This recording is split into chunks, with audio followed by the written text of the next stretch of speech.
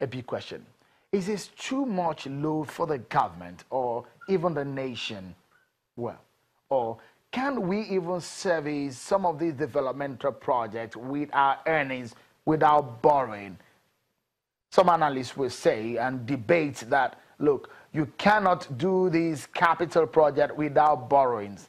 The question again is that, what about the debt profile and how it's been rising for the past 2 years? Well, let's get to the matter tonight. I have Mr. Ayo Oyalowo, a former banker and a member of the APC, and also side by side with him, he is Mr. Ononuju, an economist and a political analyst, also a member of the PDP. Thank you so much, gentlemen, for joining us on the program tonight. Let me begin with you, Mr. Ononuju. From your own standpoint, or from your own assessment of the manner in which Nigeria is engaging itself in the borrowings, either local or foreign borrowings.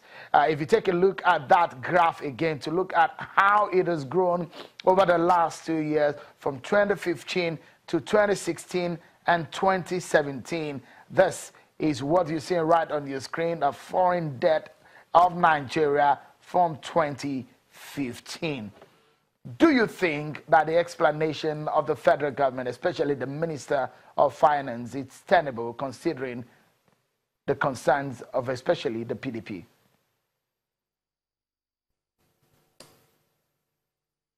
Yes, thank you very much for having me. We as a party, in 16 years, we engineered 16 years of unbroken economic expansion, the longest period of such economic growth in our country's history.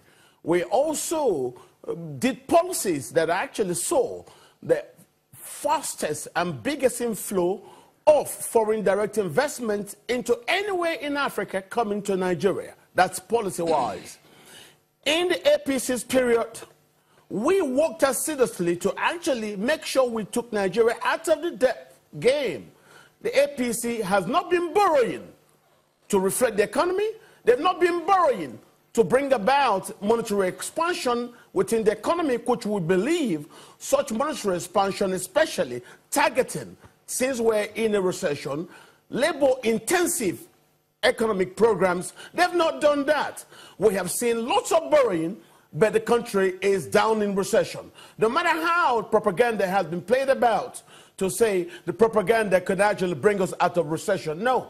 There are no cash backings in our ministries for a lot of government projects. The other day at the Senate, the minister was asked, what are your plans? And she said, I have no plans unless you allow me to borrow. This is not what the PDP did. We brought about policies that brought confidence in Nigeria's economy, that caused money inflow into America, into Nigeria, to such an extent that our country was the highest in not only direct domestic investment, but also foreign direct investments anywhere in Africa. And this is what we're saying. Why do you borrow and the workers are not paid? Why do you borrow and you're not putting them into things that actually provide stimulus in the economy? Why do you borrow and we cannot see any monetary expansion anywhere? Are you borrowing to pay for the cost of the last elections? Because, of course, we know the APC is not a bank. And we've been hearing lots of stories everywhere. And this is not proper for the country.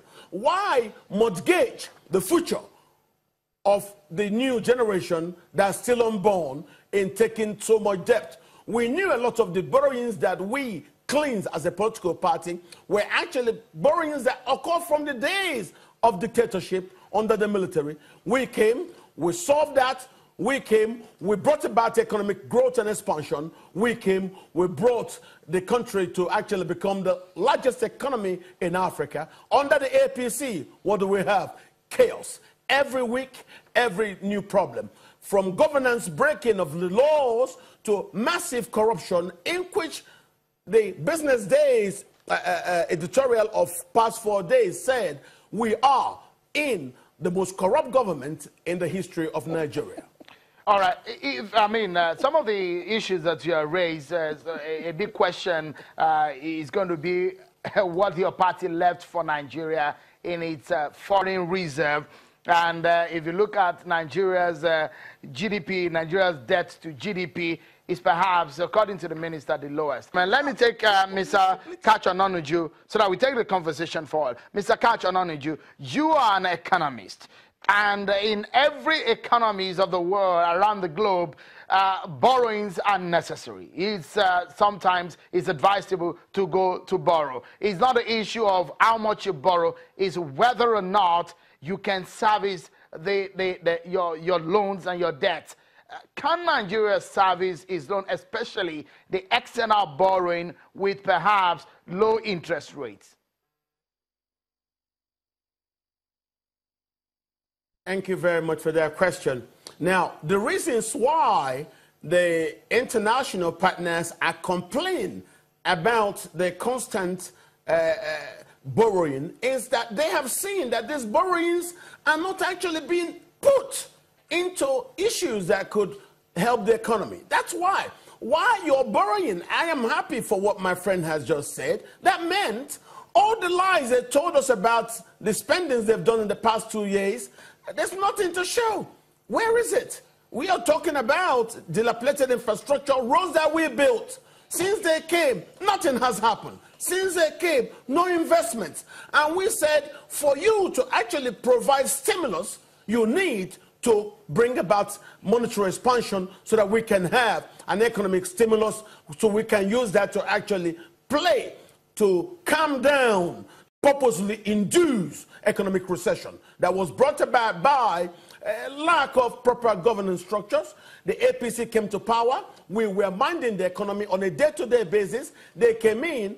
President Buhari did not appoint ministers for up to 6 to 8 months. And what did they appoint? The people that from whom we are seeing the highest amount of corruption ever in Nigeria. At this point, we need to take a breath. I'm sorry. We need to go on a break. When we return, we dig deeper into this matter for the interest of Nigerians. Are we really living for the future, a burden that is too big for the nation, or we are really constructing a better future for Nigeria? That's a very big question. We hope to answer when we return from this break. Join us again, everyone.